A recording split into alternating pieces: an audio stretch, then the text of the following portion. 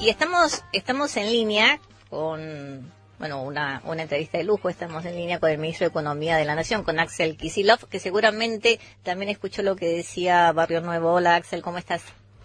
Hola, ¿qué tal? Buenas Hola. tardes, ¿cómo andan? Antes te quiero hacer una pregunta fuera de protocolo. Sí. ¿Cómo es tu apellido? Porque algunos te dicen Kicillof, otros te dicen Kicillof, otro Kicillof. A ver, ¿cómo debería ser bien pronunciado el apellido del ministro de Economía? Mira, es muy heterodoxo la película. Y algunas chicas te dicen Kicillof, ¿eh? Y se sacan No, fotos. Algunas chicas y no tan chicas. Fuera de broma, como tantos inmigrantes acá en la Argentina, yo creo que ese apellido lo inventaron ahí cuando bajaron de Migraciones, sí. barco. Sí, porque... y además en mi propia familia hay polémica sobre la pronunciación. Mi hermano lo dice de una manera, mi papá de otra. ¿Y el promedio cuál sería de pronunciación? Y mira, viste, yo para los promedios de letras soy muy malo, no sé cómo se promedia. Kicillof. Sí, no, la verdad es que como tiene doble L, algunos lo pronuncian tipo Y, otros tipo Li, otros, así que es un lío.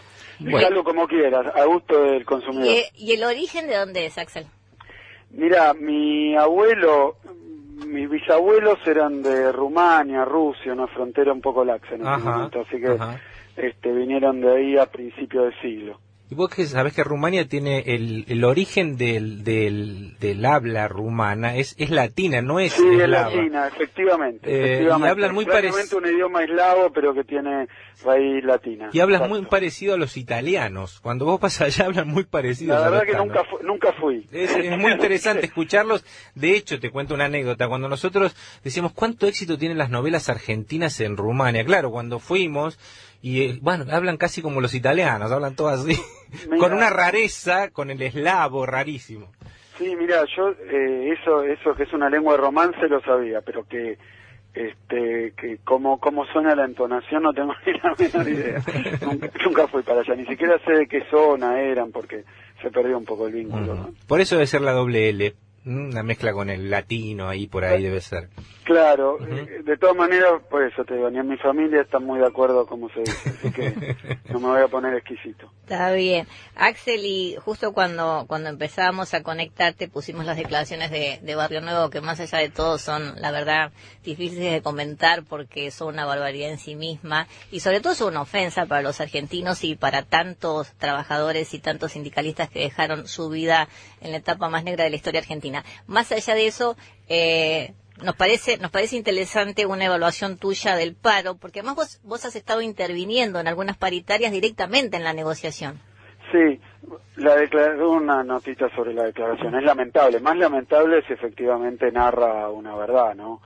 Porque, pero, digamos, eso creo que le cabe la aclaración a quien la dijo, pero agrego que me parece que sí forma parte de una especie de discurso que hay, que este gobierno es autoritario, qué sé yo, que llevado al extremo me parece que dentro de todo clarifica, porque los que dicen eso, en realidad me parece que con la dictadura se llevaban mejor aparentemente, según lo que dicen. Entonces este gobierno, claro, se convierte en una cosa, pero la realidad misma se dibuja un poco, ¿no? Desde ese punto de vista. Sobre la cuestión del paro, a ver, primer punto, porque me parece que lo que voy a decir no es un gran análisis ni demasiado desde mi rol, me parece que esto ya es claro, de sentido común. Este es un paro político en pleno periodo electoral, es un paro político. En segundo lugar, no es un paro general, es un paro de transporte. Esto creo que un paro de transporte complementado con piquetes. Lo que han conseguido es que la gente no pueda llegar a trabajar. No que la gente no quiera ir a trabajar para protestar, sino que no pueda llegar a trabajar. Me parece que la inmensa mayoría sí quería trabajar hoy, eso se ve por las redes sociales, yo ahí sí, digo por los medios de comunicación también, pero por las redes sociales, y creo que en un momento donde más que nunca lo que hay que defender es el trabajo, un paro sin mucha claridad de por qué se hace, que es un paro puramente político, que es un paro de transporte que le impide a la gente trabajar. Yo creo que si este paro, piénselo cualquiera, y todo el mundo lo sabe, ¿no? Si hubiera habido transporte, si hubiera habido normalmente trenes, colectivos, si hubiera habido normalmente subte, la gente hubiera ido al trabajo. La verdad que poca gente comulga y poca gente entiende exactamente cuál es la motivación de un paro, porque es un paro político, no es un paro por motivos sindicales. Sí, perdón. Sí, no, y después lo otro que comentaba recién, te doy un ejemplo, porque ya lo he dicho y me parece que es claro. Uno de los elementos que parece que está dando vueltas por ahí es que este paro tiene que ver con el impuesto a las ganancias. Tiene que ver, digo, porque ya no se sabe bien cuál es la conexión, sobre todo sabiendo que la UTA, los micros, los colectivos, los ómnibus que hoy no andan, solamente un 2% de los trabajadores que son de ese gremio pagan impuesto a las ganancias, 2%. Es decir, que si digamos, lograran la conquista de que no se pague el impuesto a las ganancias, al gremio que está llevando adelante el paro no lo afecta ese impuesto.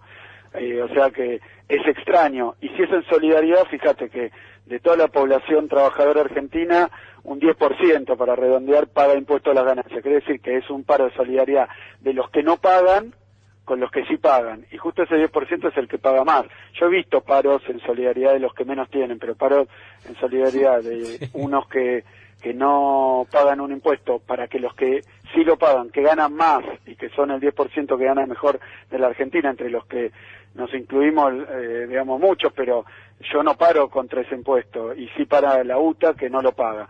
Es muy raro, la verdad que es una situación extraña. Y con respecto al otro que decía, de la participación en paritaria, mira, yo siguiendo un poco como en doble sintonía la cuestión de los medios, yo veía que Clarín, que está con esto del techo a las paritarias, Clarín, los gremios opositores, parte de la oposición, los techos a las paritarias, que teóricamente tendrían que ver con el Ministerio de Economía, ya lo aclaré 1000 veces, pero veo que al mismo tiempo, el día de ayer, la tapa de Clarín era: se perfora el techo a las paritarias, o sea que ese techo que no existe ahora está perforado. Es una cosa muy rara, una construcción casi incomprensible. Yo que además lo veo desde el papel que me toca en el gobierno en estas cuestiones, la verdad que no entiendo, o hay techo o no hay techo, o esto, y la verdad que estos son gremios con los que no se ha discutido todavía la paritaria, entonces no sé la verdad que es un paro, parece un paro preventivo contra un impuesto que no pagan, de naturaleza política. De general no tiene nada, de grueso de los trabajadores no tiene nada, y bueno, yo vengo también bastante en otro registro, ¿no? Porque yo estuve ahí en la Plaza de Mayo el 25 de mayo con la presidenta, a 800.000 personas, me parece que son grupos que son de la oposición, claramente. Axel, como cosas incomprensibles, también hay una declaración que es incomprensible porque se supone que los diplomáticos en un país extranjero en general no hacen declaraciones acerca de ese país donde ejercen sus funciones, ¿no? Y acá tenemos unas declaraciones de la agregada comercial de Estados Unidos hablando primero de que en Argentina hay cepo y que el cepo es un obstáculo para las inversiones, que finalmente no hay más inversiones extranjeras justamente por este cepo al dólar. Mira, sí, yo también me vi muy sorprendido por las declaraciones de una funcionaria de la Embajada de Estados Unidos, lamentables declaraciones. Voy a hacer unos breves comentarios y después digo algo sobre lo que vi de esas declaraciones, pero primero tomando las declaraciones. En primer lugar, hoy en Argentina funcionan 500 empresas de origen estadounidense, están radicadas en la Argentina. En los últimos años los últimos 5 años más o menos hubo como 7.000 millones de dólares de inversión desde los Estados Unidos a la Argentina. De las 100 empresas más importantes de Argentina, digo datos que recuerdo porque no hace mucho estuve con la Cámara de Comercio norteamericana, AmCham, ¿no? Y donde estaban representantes de esas importantes empresas. De las 100 empresas más grandes de Estados Unidos, 60% funcionan en la Argentina. Me parece que si viene a representar como funcionaria de Estado a las empresas que operan en el país, está hablando de una realidad que no es la que se vive acá. Por otro lado, mira, te doy un dato, entre 2013 y 2014, las importaciones lo que importamos nosotros de Estados Unidos, tomá nota el dato, creció un 258%. ¿Y en qué rubros, Axel? Y bueno, lo que pasa es que la economía norteamericana es una economía que tiene un potencial exportador muy importante, pero justamente a eso me quería referir. El problema que tenemos nosotros con Estados Unidos, tenemos una serie de problemas. hablando de si yo puedo ponerme a opinar de la economía norteamericana, porque se ve que un funcionario de segundo o tercer nivel de la embajada norteamericana le habla a los medios sobre la economía argentina, materia de la cual no entiendo pero absolutamente nada, no entiendo un comino, porque evidentemente no entiendo un comino y no tiene ni derecho a hablar ni la verdad autoridad para hacerlo, porque lo que yo sí veo es que nosotros sí tenemos problemas como Argentina con Estados Unidos, en primer lugar porque nosotros el producto de exportación que podríamos colocar en Estados Unidos, que no se puede por las trabas comerciales de Estados Unidos. Claro. Estados Unidos tiene un proteccionismo muy fuerte, yo creo que uno de los principales países proteccionistas, y eso lo ejerce de diferentes maneras. Un punto, bueno, hay casos claros, como el caso del limón, el caso de la carne. Fíjate que nosotros los limones que producimos en lugares como Tucumán, se lo vendemos a la Coca-Cola, es decir, no hay problema. Pero para vender un limón argentino en Estados Unidos no se puede, porque hay una prohibición que tiene que ver con un proteccionismo que también nos lo aplican en la carne. O sea que los productos que nosotros sí les podemos exportar a ellos no nos dejan. Y eso sí que me parece que es, como lo llamó ella, un cepo. Un obstáculo. Un obstáculo, sí, mirá qué obstáculo. No podemos exportar cosas que además a los consumidores norteamericanos les vendría bien comprar porque son más baratos y mejores nuestros limones, nuestra carne, pero no nos dejan. Y después ellos tienen un par de jueces, yo conozco bien a uno, que si es por tema de andar obstaculizando, impidiendo, generando dificultades, la verdad que sobra. La justicia norteamericana hoy se ha convertido de la mano del juez Griesa en una especie de promotor internacional de los fondos buitres, los sectores especulativos, molestando a los países, y no es solo Argentina, porque los fondos buitres y el del señor Singer, cuanto país encuentra oportunidad para meterse, empieza la propaganda contra los gobiernos, a ver si puede cobrar millonadas. Y la verdad que Estados Unidos no le pone ningún freno a eso, sí le pone freno a nuestras exportaciones, pero la justicia norteamericana, cuando actúa para presionar y para extorsionar de la mano de los sectores más especulativos a otros países del mundo, ahí silencio radio, no abren la boca. Así que me parece que no es momento para que, además de un país, te digo, ¿cómo ocultar que la crisis internacional es algo que no ha tenido ninguna traba de Estados Unidos para exportarle al mundo? Ningún cepo, porque la crisis internacional empieza en Lehman Brothers, en Estados Unidos, y hoy pregúntenle a los países europeos, España, Grecia, Italia, Irlanda, cómo les ha ido con las exportaciones norteamericanas de crisis. Exportan crisis, un producto norteamericano de exportación. Es buena esa definición, Axel. Y justamente te quería preguntar, porque otros de los cuestionamientos es sobre el crecimiento argentino, y que obviamente uno ve que las tasas de la región obviamente han caído por distintos problemas en este escenario internacional. Sin embargo, volviendo a la Argentina, la propia oposición está diciendo no solo que el Frente para la Victoria está muy fuerte, sino que además lo que se contempla de la economía en el próximo año es crecimiento. Sí, yo digo, me quedó una pequeña perlita de lo que decían recién de la agregada comercial. Para colmo, yo leí esta nota en La Nación, me la alcanzaron de La Nación, sí. Con estupor, porque bueno, que una funcionaria norteamericana que está acá, que la alojamos, digamos, la recibimos, le hemos dado, trabaja en el país, disfruta de todas las virtudes de este país, se ponga a opinar sobre nuestra economía, la verdad es que es penoso. Sí, ofensivo también. Pero sí, me parece un acto de intromisión, me parece un acto ofensivo. Además, como ellos tienen al juez Griesa, un ciudadano norteamericano avalado por la justicia, que se dedica a decir que Argentina es un deudor serial, bueno, cualquier barbaridad que se le ocurre decir. Ya estas experiencias de que los norteamericanos hablen de nuestra economía, funcionarios de cualquier poder, la verdad que nos tiene un poco cansados. Se tendrían que limitar a dedicarse a los problemas de ellos. Aún así, yo leo la nota del diario y parece que la señora, por lo que leo en la nota del diario, cuando le dicen el cepo no entiende ni de qué le están hablando. Si uno lee no entiende ni de qué están hablando. Entonces parece que la periodista le dice, no, el cepo son las trabas tremendas a las importaciones, a los dividendos que pone el gobierno. Y la señora dice, sí, el cepo, como para colmo, pobre mujer, me parece que no tenía mucha idea de qué le estaban preguntando, no sé si por mal manejo del idioma, de las estadísticas, de la economía, o de todo eso junto. Pero igual opinó, y no debe hacerlo. Yendo al otro tema, sí, yo también veía esto, y ahora hablando un poco más de los temas que nos deben interesar y preocupar a todos, ¿no? Porque hablamos de un paro que tiene una simulación de paro general, porque claro, si a mí me cierran con llave la puerta de mi casa y después dicen para porque no va a trabajar, no, pero estaba cerrada con llave. Eso lo han hecho a los argentinos, privándoles del transporte, y impidiéndoles ir a su lugar de trabajo. Yo creo, y me parece que todo el mundo lo comparte, que si hoy hubiera habido transporte, el paro no se hubiera sentido. Porque son sectores con clara intencionalidad política, y después en sus declaraciones aparece esto potenciado porque sí, es agravio tras agravio al gobierno, a la democracia, a los funcionarios, a la gente, digamos, es una cosa muy disparatada desde el punto de vista de una presunta discusión. Ministro. Yendo a la cuestión económica, hago unos breves comentarios.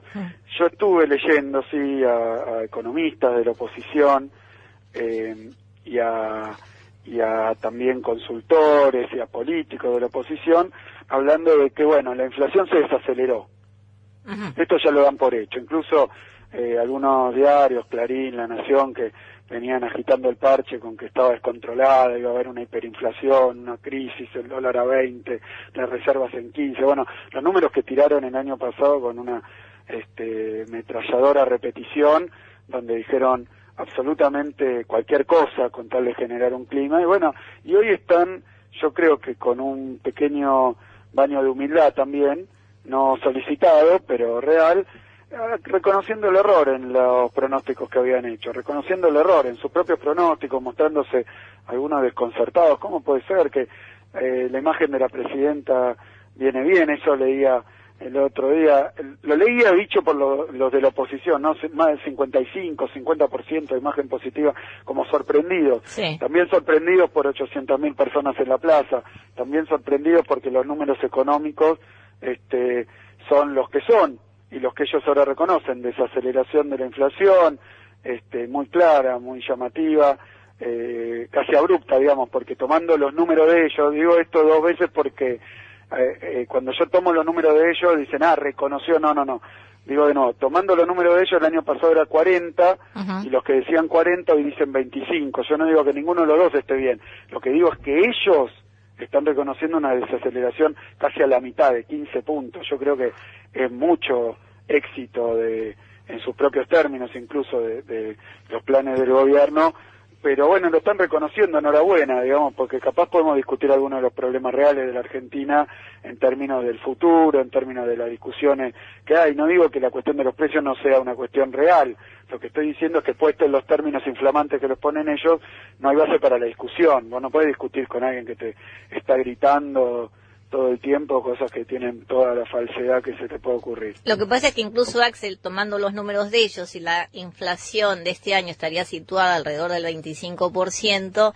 incluso las paritarias que se han cerrado al 27% y que parte de los gremios decían, los que fueron al paro general, no decían que 27 había sido demasiado escaso, en realidad estaría por encima de la pauta inflacionaria, o sea, iríamos a una pequeña redistribución. Yo miraba los últimos números que publica, no sé, por decir algo, la señora Patricia Bullrich, que parece que en la Argentina, mira, hasta Patricia Bullrich se puede convertir en una referencia en términos de estadística pública o de estadística económica. Es muy raro. Yo, la verdad es que lo que veo ahí es que aún en los números de Patricia Bullrich, esta inflación trucha que publican todos los meses, están en el 1,5, estuvieron en febrero, ahora estaban en el 2% por mes. Sí. Yo digo, esto no tiene ninguna rigurosidad, es un invento absoluto surgido de su imaginación, pero es una imaginación que tiene una intencionalidad política, o sea que todo el tiempo tratan de inflar el número para transmitirle a los argentinos que hay un panorama económico descalabrado. Y en esos números, si uno toma 2% mensual, es lo que te estoy diciendo de la proyección para este año. Y efectivamente hay sectores que han cerrado paritarias 27, 27.8, y está por encima de estos valores proyectados. También si tomamos por tomar la estadística de la consultora de Bain o de la propia ciudad de Buenos Aires, ¿no? La de Macri, sí. 1.9, o sea que proyectado en el año da 25.3. No hay números más altos que estos, la verdad que ese es el más alto que hay, que también creo que tiene alguna intencionalidad política. Ese es el número más alto que hay para proyección de este año. Y yo ahí lo que digo por eso, me parece que después cuando los bancarios, por ejemplo, otra cosa que ocultan en esta discusión, es que los bancarios acaban de cerrar su paritaria en 27.8, que es un número que correlacionado con los valores que dan las estimaciones futuras de los precios está por encima, ¿no? O sea que va a haber una ganancia de poder adquisitivo con ese número, que es un objetivo del gobierno. Por eso es muy raro, este gobierno a veces lo tildan de ser demasiado a favor de los trabajadores, de los vulnerables, a base de estar en contra. Es una discusión difícil de dar, entiéndame, porque te pegan por un lado, por el otro, por arriba y por abajo, y finalmente te das cuenta que no tiene ningún contenido. Pero los bancarios, que es lo que quería destacar, es que acaban de firmar algo que no tiene precedente en la historia argentina, que es una paritaria donde se ha puesto además una participación en la ganancia de los bancos. Los paritarios firman 27.8 más un plus que depende de la rentabilidad de los bancos. O sea que si alguien dice que tiene techo, no tiene techo. El techo en este sector está dado por la rentabilidad de los bancos. Si los bancos ganan mucho, los trabajadores van a tener mayores salarios. Y esto es algo que nosotros no solo hemos convalidado, sino que respetamos mucho como resultado de la lucha y la discusión de los trabajadores, porque implica algo que incluso está en la Constitución Nacional, el artículo 14 bis, como un derecho de los argentinos a la participación de los trabajadores en las ganancias, y esto ahora se plasma en un acuerdo paritario de tanta importancia como es el de los bancarios. Ministro, buenas tardes. Matías Colombati lo saluda. ¿Qué tal, Matías? Los economistas privados, los líderes de la oposición, distintos referentes de la oposición, reconocen que hay una desaceleración de la inflación, incluso por lo bajo también reconocen que la economía de bolsillo no se verá afectada este año, lo relacionan con las elecciones también y cómo puede beneficiar eso al gobierno. No le creemos a Patricia Bullrich, no le creemos a distintas consultoras privadas, pero ¿en qué número creemos? No, bueno, nosotros en el presupuesto, yo estaba hablando de que la inflación este año no va a superar el 18-20%. Doy un margen porque la verdad que lo nuestro no es la futurología. ¿Sabes por qué?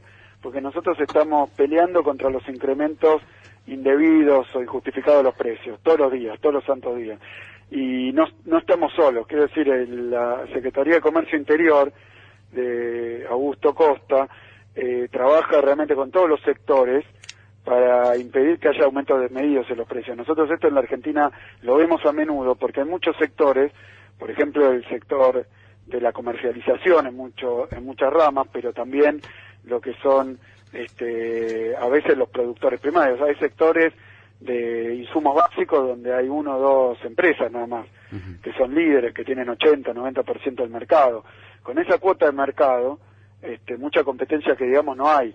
Y cuando la economía le va bien, como le viene yendo bien estos 12 años, y a la gente le va bien y tiene mayor poder adquisitivo, se pueden dar abusos en términos de incremento de los precios. Y entonces ahí está el Estado para impedir que esos abusos se tomen cuerpo y vayan contra el bolsillo de la gente. Y este es un trabajo permanente, ya sea precios cuidados, que es una parte muy visible de esto, pero no es todo, porque la verdad que el trabajo sobre los precios con acuerdos voluntarios se extiende a muchísimas ramas de la economía y una permanente supervisión de que no haya abuso sobre los consumidores. Pero esto, digo, no es una tarea que hace solo el Estado. Lo que ha pasado estos años, también muy significativo, es que la gente empezó a entender, pese a la propaganda opositora, ortodoxa, muchas veces liberal, de que los aumentos de precios son culpa del Estado.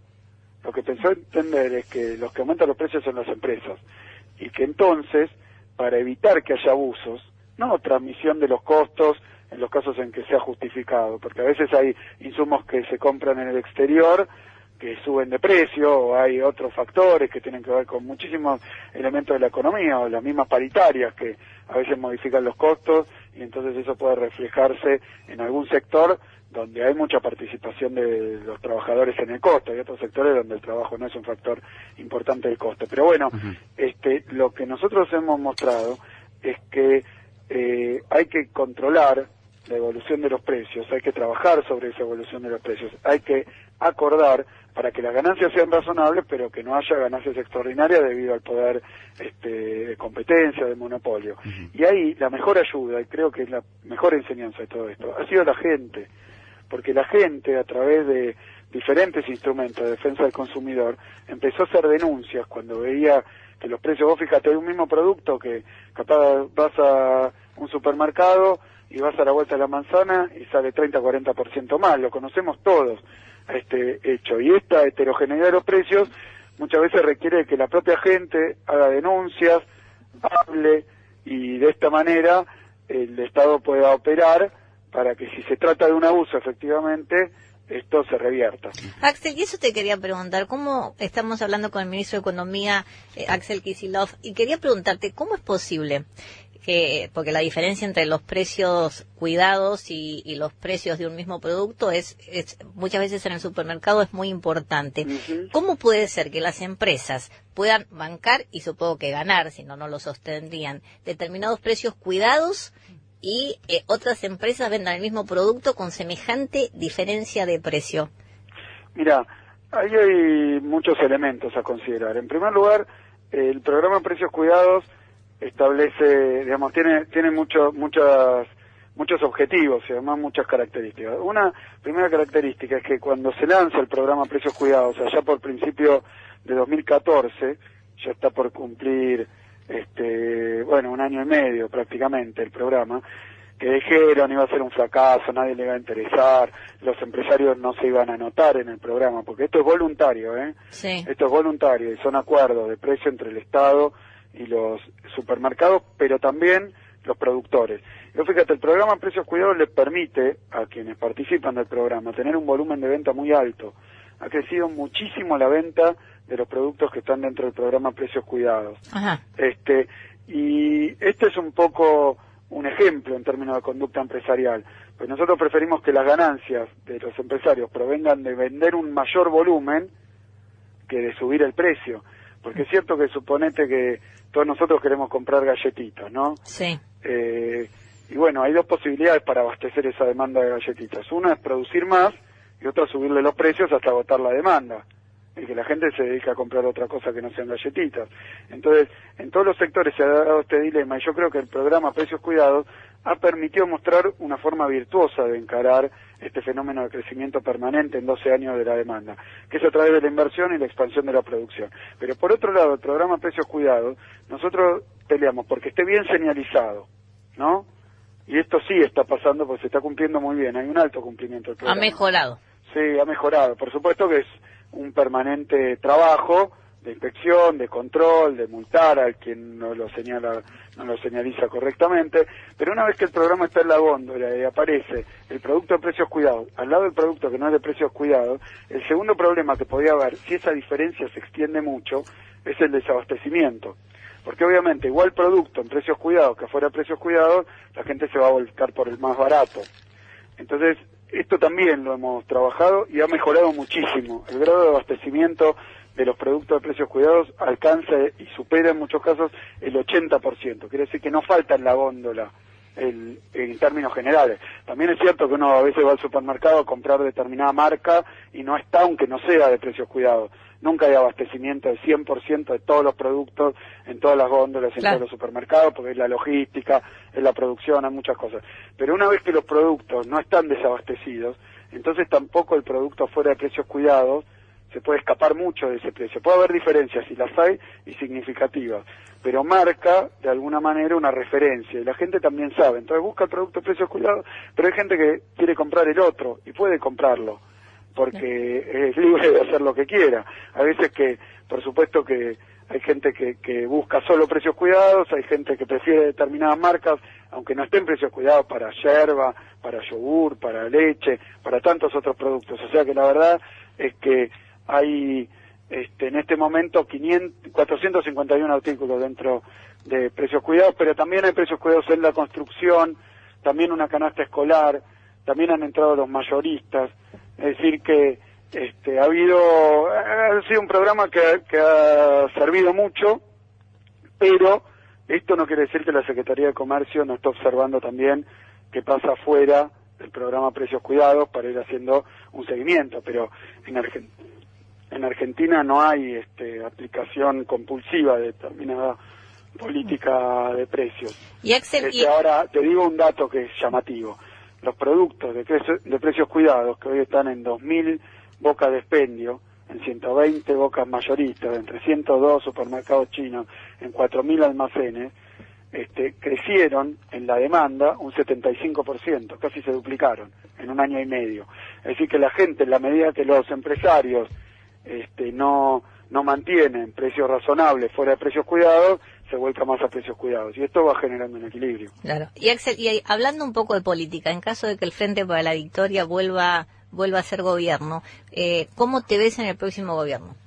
Sí, es una pregunta que se ha reiterado mucho. Sí. Yo siempre doy la misma respuesta. Espero que no parezca una evasiva. Les digo sinceramente lo que está ocurriendo. En primer lugar, yo soy ministro de Economía de este gobierno por decisión de la Presidenta de la Nación. Soy parte de su equipo y estoy hoy en medio de una gestión como la del Ministerio de Economía, que es exigente, ¿no? Que para mí es realmente una responsabilidad enorme que me ha dado la Presidenta, y todos los días estamos trabajando intensamente en todo lo que corresponde al Ministerio de Economía. Dicho de otra manera, me parece que mi mejor contribución al futuro gobierno también es que mi responsabilidad actual la cumpla de la mejor manera posible, porque obviamente si la economía va bien, tanto porque va bien como porque el Ministerio de Economía puede dar serias respuestas a estos ataques a veces comunicacionales, mediáticos, o incluso corridas cambiarias y bancarias, especulativos. Entonces eso es algo que va a contribuir a que el gobierno le vaya bien, pero le va a ir bien al gobierno porque le va bien a la gente, ¿no? Obviamente todos sabemos, los que tenemos cierta edad, lo que es cuando en Argentina hay lo llamaron, ¿no?, con Alfonsín, golpe económico. Es un desastre, es una debacle. Entonces yo estoy trabajando intensamente para que nuestras medidas le lleguen a la mayor parte de los argentinos, sobre todo a los más vulnerables, en un marco donde hemos sufrido el año pasado muy fuertes ataques especulativos, con los fondos buitres, con sus repetidoras locales.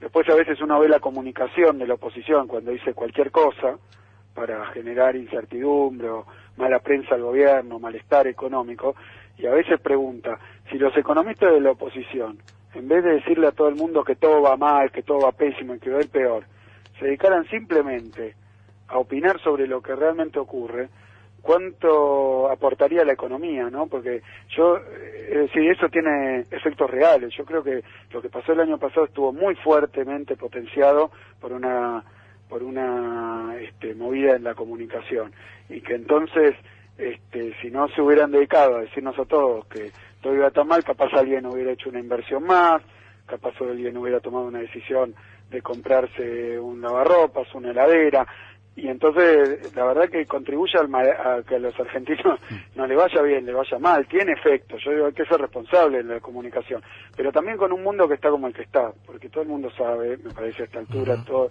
los argentinos, a pesar de que muchas veces los diarios y los miembros de la oposición no hablan de cómo le va el mundo, cuando al mundo le va mal, para disimular que Argentina es parte del mundo también, y que esto algún efecto tiene que tener sobre la economía local.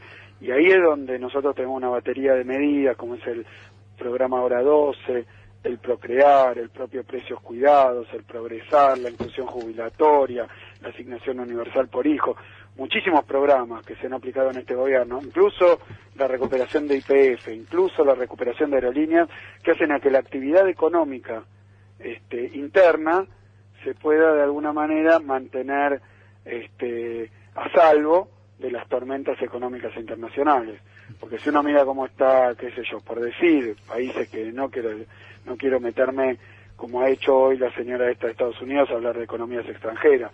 Lo único que quiero decir es que salen los diarios, cuál es la tasa de desempleo hoy en países como Grecia, como España, como Portugal, que hacen acordar a 2001 en la Argentina. Y cuáles son las políticas económicas que el FMI les recomienda aplicar, que son las que se aplicaron en la Argentina y generaron la crisis enorme. ¿Cuáles son los economistas que acompañan a la oposición?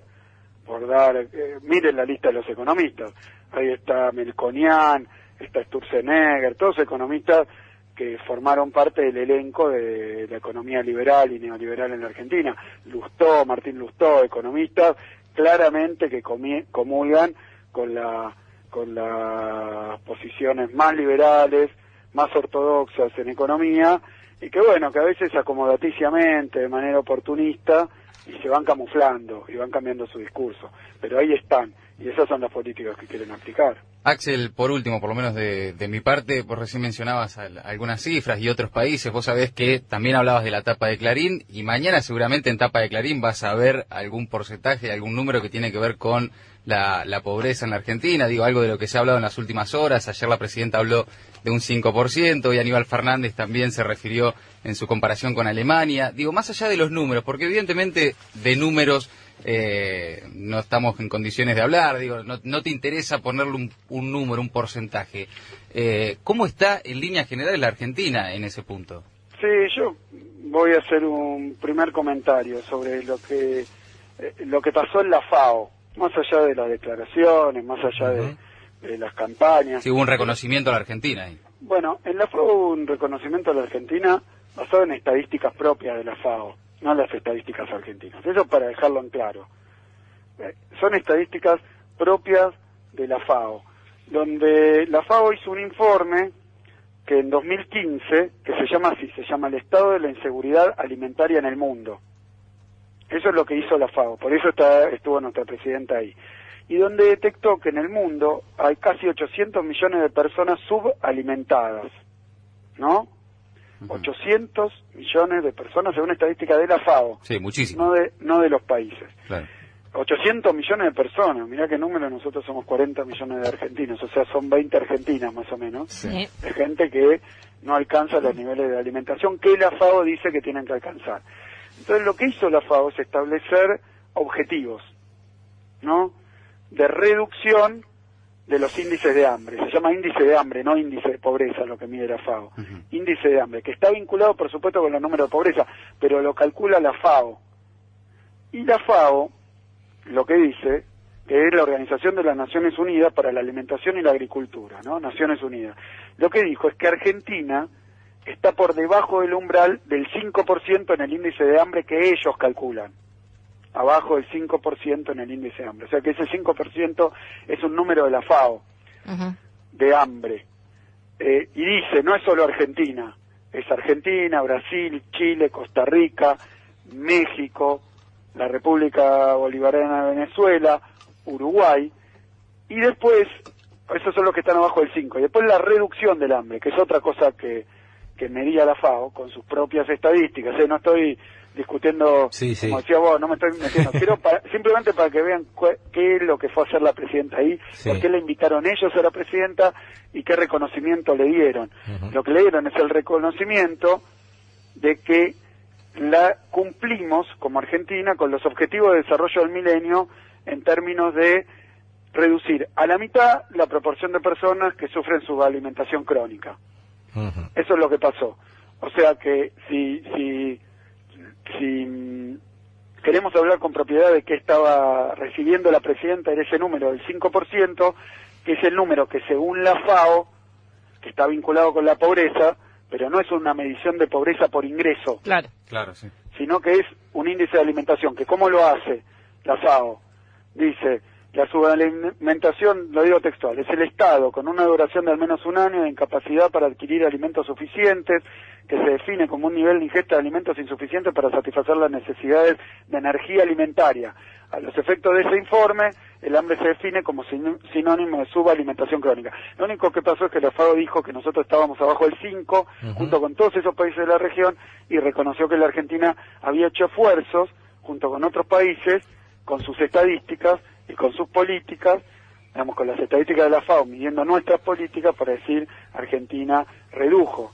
¿Y cómo no la va a reducir? Si hay más de 3 millones de nuevos jubilados, más de 3.700.000 niños que cobran por la asignación universal por hijo, ¿cómo no va a ser así si hay más de 500.000 jóvenes que reciben el plan Progresar? Creo que ya llegaron a 700.000. Es decir, que son un montón de políticas de Estado que atacan más allá de de quienes con el discurso dicen, bueno, yo lo mediría así, de tal forma o de tal otra. Son políticas muy concretas, es gente que recibe la asignación universal, es gente que no estaba jubilada y ahora está jubilada. Y digo otra cosa, ¿no? En primer lugar, porque también leí unas declaraciones sobre el tema de Alemania, comparaciones sobre países europeos. Voy a decir algo. Alemania y los países europeos no miden la pobreza como la medía la Argentina. Ajá. Usan unos indicadores que se llaman multidimensionales, donde para medir la pobreza, y yo esto lo dije 20 veces porque estaba el tema del indicador con el nuevo índice de precio, pero lo dije 20 veces, ¿qué miden en países más avanzados con un sistema estadístico que nosotros estamos tratando de construir también, cambiando los índices, etcétera? La pobreza multidimensional se mide por ingreso, por vivienda, por condición de empleo, por seguridad social, acceso a la seguridad social, acceso a la salud y educación.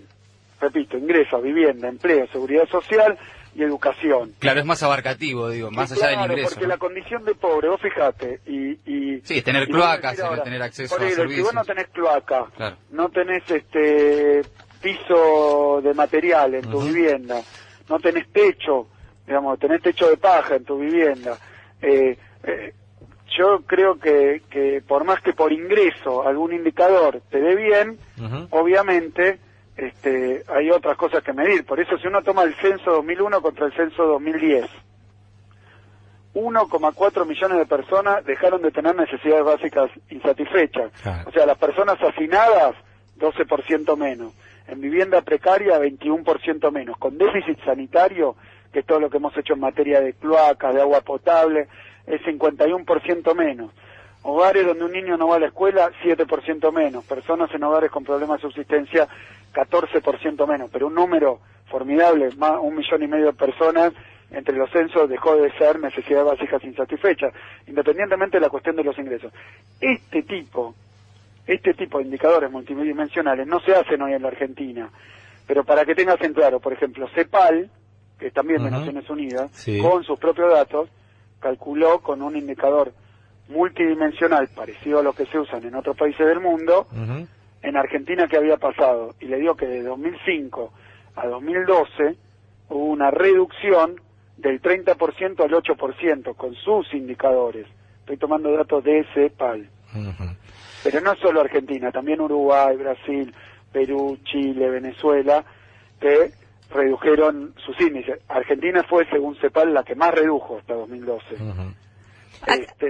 Entonces, la verdad es que es un tema árido, pero es un tema complejo estadísticamente, porque yo lo he dicho otra vez y me han salido a discutir, sí, pero lo digo de nuevo, medir estas cuestiones socioeconómico, culturales, de muchas dimensiones, como es el fenómeno de la pobreza, es algo bastante complejo, pero no complejo porque lo digo yo, sino complejo porque hay como 2.000 índices para medir condiciones de pobreza, que tienen que ver con cuánto ganas, con cuánto te sales, con cómo vivís, con dónde estás, si te educas o no, si tenés acceso, si tenés empleo o no, porque, bueno, toda esta discusión se ha banalizado muchísimo. Lo que yo quiero decir es que a la presidenta le reconocieron, la FAO, que Argentina es un país donde el problema de la subalimentación prácticamente se ha erradicado, se ha reducido muchísimo.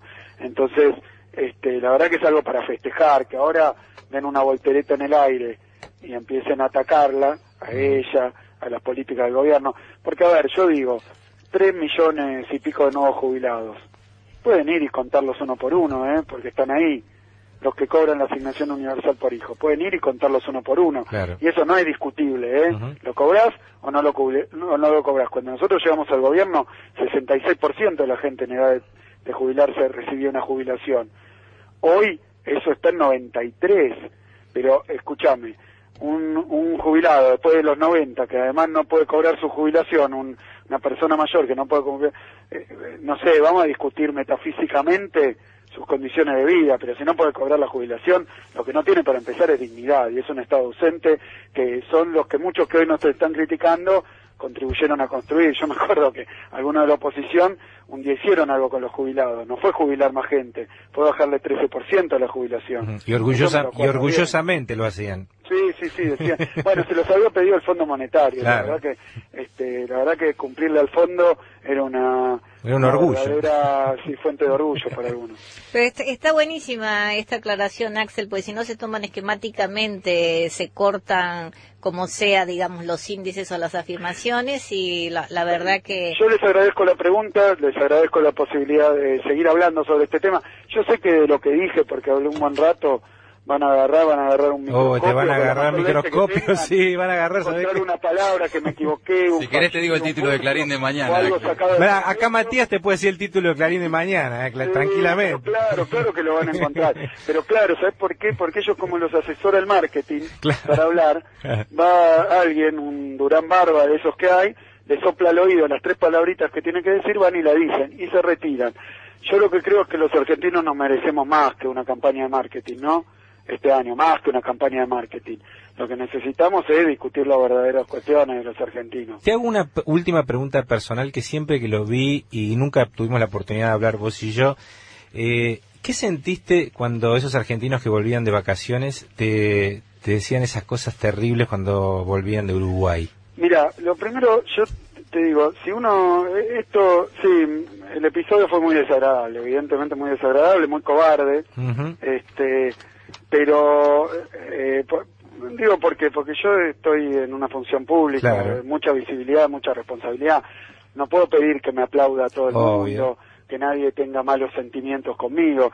Hay 2 cosas que quiero decir. En primer lugar, son conmigo, no con mi familia ni con mis hijos. Sí. Eso es clarísimo. Me parece que en nuestro espacio político eso es claro, es mínimo, ¿no? Y incluso quienes no puedo responder por los 800.000 que fueron a la plaza, claro, a acompañar a Cristina, pero me parece que es otra calidad, digamos. Ahí veíamos gente con los chicos, feliz, festejando, sin odio, sin insultos. También esa plaza podría haber sido, ¿por qué no? Una plaza contra la oposición, no era contra nada, era a favor de que los argentinos... Tenemos otra forma de ver la política. Pero debe haber dolido, ¿no?, en lo personal. Y sí, pero digo, primero eso, y en segundo lugar, por eso digo, que alguien esté enojado con mi persona, me parece que bueno, que esto es parte de un proyecto, pero bueno, vaya y pase, ahora que se la agarran con mi familia, con mis chicos, bueno, desastre, me parece que habla mucho de ellos, poco de mí, poco de la política que estamos haciendo, y bueno, en segundo lugar, me parece que, porque ¿sabes qué había? Y lo quiero decir con todas las letras, ¿sabes qué había en ese barco? Viste que en los barcos esos hay revistas que le ofrecen al público. Bueno, había un diario y una revista de Editorial Perfil, la revista, que era contra mí. Ah, claro. Que decía, Kicillof veranea en Uruguay, ¿entendés? Ah, sí, me acuerdo. En ese mismo barco, Claro. En ese mismo barco estaba. Entonces, esos que me dijeron algo, acababan de leer una revista que tenía por objetivo generar odio contra mi persona. Claro. Yo después viví una cosa parecida y mirá, la verdad es que no me pasa a menudo, que bueno, esa situación fue muy excepcional, yo acabo de asumir, algunos me conocían, otros no, yo no había tenido oportunidad de hablar, de hacerme conocer un poco, y había una demonización contra mí, contra la cámpora, contra los jóvenes que militan, porque la verdad que les da muchísima bronca que los jóvenes o la gente más joven empiece a tomar lugares de responsabilidad y esté en la calle, esté militando, esté trabajando por un país, que entonces es mucho más difícil aplicar ciertas medidas como bajar 13% las jubilaciones si la juventud está involucrada con los procesos políticos y entusiasmada con la política. Pero lo que pasó hace poquito es que en tapa de Clarín apareció un dato falso, después a las 3 semanas salió otro dato falso, una denuncia penal contra mí, por una cosa que ni pueden explicar qué es, pero no importa, también la ponen en el diario, y ese día habían puesto que yo ganaba 400.000 pesos por mes. En IPF, Te íbamos a pedir unos mangos si tenías para prestarnos. Sí, bueno, después yo ese día a la mañana, mirá, me empezaron a llamar a mi casa, amigos, conocidos, diciendo, che, ¿cómo es esto? Porque, pero no pidiéndome que rinda cuenta, preguntándome esto, ¿qué está pasando? ¿Qué están diciendo esto? Y entonces yo salí 7:20 de la mañana a desmentirlo, porque era una mentira alevosa y deliberada, no es un error periodístico, no es una mala fuente, no es una confusión. Era una mentira deliberada con el objetivo de generar bronca contra mí. De generar bronca contra mí, generar odio, generar bronca, ellos que hablan del odio, bueno, eso era para generar bronca. Y la tapa de esa revista que estaba en el barco ese día también era para eso, porque decía, era la época de los cacerolazos, Kicillof tiene una veranea en Uruguay y tiene una mansión en Uruguay. Sí. Tiene una mansión en Uruguay, yo tengo una casa de 60 metros cuadrados. Sí, la vimos en la foto. Convertida en mansión, penoso. Yo, los comentarios del diario decía, esto debe ser de la señora que limpia la casa de Kicillof, no de Kicillof, decía abajo. Yo no tengo ningún problema con mi estándar de vida, mi calidad de vida, sigo yendo cuando puedo a esa casa, la tengo desde el año 2005, mucho antes de estar en la función pública, cuando era investigador universitario, ahí está muchos afectos míos, de mis hijos, digamos. Yo voy a seguir yendo ahí, digan lo que digan, pero la idea de tiene una mansión en Uruguay era para darle bronca a la gente, era la época del cacerolazo, qué sé yo, decía, y invierte en dólares, porque yo tenía de ahorros de antes de la función pública, porque acababa de llegar, de hecho en mi primera declaración jurada como funcionario ya aparecen, no sé qué eran, ponerle $30.000, y bueno, y después lo vendí, los hice pesos, ya está, pero bueno, de todas maneras eran $30.000. A mí algunos de los dueños de esos medios que me criticaban aparecieron en la lista de los 3.000 millones de dólares en Suiza, ¿no? Sí, es verdad. El problema era mis $30.000 ahorrados como docente universitario y mi casa comprada en Uruguay. Es para generar odio, sí, es para generar... Mirá qué loco, ¿no? Porque la gente que tuvo esa reacción era gente que justamente había veraneado, exacto, que había gastado en dólares. Pero digo, tienen derecho a protestar. A mí me parece que igual tienen derecho a protestar, lo que no me parece razonable es que lo hagan de esa manera, pero no me parece, no le voy a echar la culpa a la gente que lo hizo. Y la última...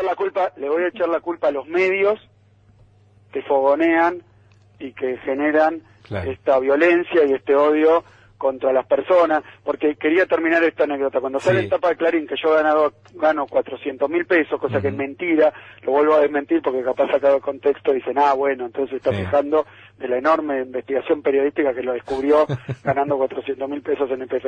No, es mentira, de toda falsedad. Pero cuando yo fui a llevar a mi chiquito al colegio, a la mañana, lo llevo muy a menudo, así como ando por la calle, voy a hacer la compra, no tengo ningún problema.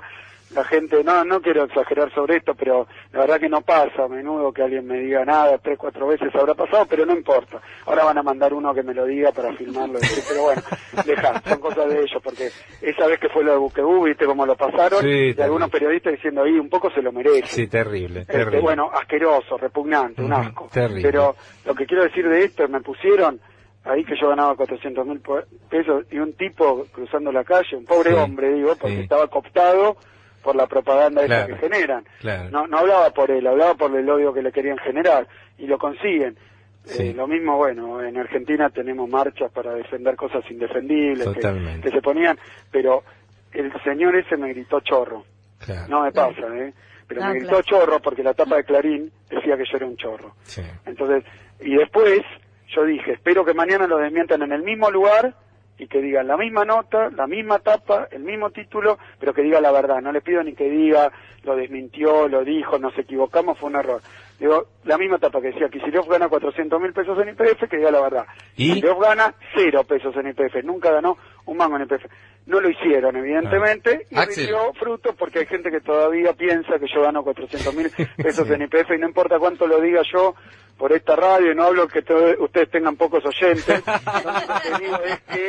Lo único que digo es que cuando yo me desperté a la mañana estaba en todos los medios del país esa noticia, algunos dándole crédito, otros no, pero era noticia en todo el país porque esa es la cadena nacional de la mentira que tiene el señor Manieto. Axel, de todas maneras, según las encuestas, o la gran mayoría de las encuestas, medís bien, incluso te están tanteando de todos lados para que seas vicepresidente, próximo ministro de Economía y demás. Por lo tanto, muchas veces la construcción que podemos hacer, me incluyo, desde los medios, no necesariamente tiene un rebote real en lo que piensan los demás, ¿no? Es que los medios no tienen esa función. Yo creo que es una perversión de algo que ocurre cuando hay medios que tienen tanto poder, tanto capacidad para imponer noticias, para imponer agenda. está un monopolio, digamos, prácticamente. Bueno, eso es demasiado poder para una empresa informativa. Cuando tiene tanto poder deja de ser una empresa informativa y se convierte en un lobby empresarial. No es la función de los periodistas. Digamos, los periodistas yo creo que son trabajadores como somos todos nosotros y no tiene nada que ver con la función social que cumple el periodismo de informar. Pero, digamos, esta se ha desvirtuado por esta. Y yo lo que digo de lo otro es que sí, que también la mentira tiene un límite. Afortunadamente la mentira tiene un límite, porque si a vos te dicen, como dijeron en 2014 a todo el mundo que vamos, todos los argentinos, me incluyo, porque a mí me querían rajar de acá, ¿no? Pero todos vamos a perder el trabajo. A mí porque me querían rajar ellos, pero la gente porque aparentemente había una crisis terminal en Argentina en el año 2014. Cuando llega fin de año y todos se encuentran que ni los echaron ni aparentemente los van a echar, y bueno, la verdad que esas mentiras tienen límite, y ese límite es la realidad. No se puede inventar todos los días que pasan desgracias que después no terminan de ocurrir. Bueno, Axel, nosotros que con Bernardo hace mucho tiempo trabajamos en esto de la comunicación y los medios de comunicación, la verdad hace muy bien tener un ministro que dé la cara, en este caso que dé la voz en nuestro programa, para aclarar todos los temas que son de incumbencia pública, y la verdad que te agradecemos realmente la primera charla que tenemos públicamente, y nos gusta mucho la actitud que tenés frente a los problemas, a todos los problemas que aquejan al país, que tenemos y que le das la cara a todo, ¿no? Sinceramente hay mucho por hacer, hay mucho por explicar, por comunicar. La economía de la ciencia de crear confusión en la gente. Yo creo que si algo puedo anotar entre por lo menos los intentos que tengo y las misiones que me encomendó la presidenta, es explicar las cosas, porque cuando las explicas se pueden entender. Así que les agradezco mucho la comunicación, incluso a los economistas podemos explicar para que la gente entienda, sobre todo si no les estamos mintiendo, no los estamos estafando, y esa dificultad para entender no es algo que disimula medidas contrarias a la gente. Yo pretendo ser un economista que trabaja incansablemente para que a la gente le vaya mejor. Así que, y que también entienda por qué le va mejor o le va peor y quién es cada cual. Muchísimas gracias. No, gracias a vos, Axel.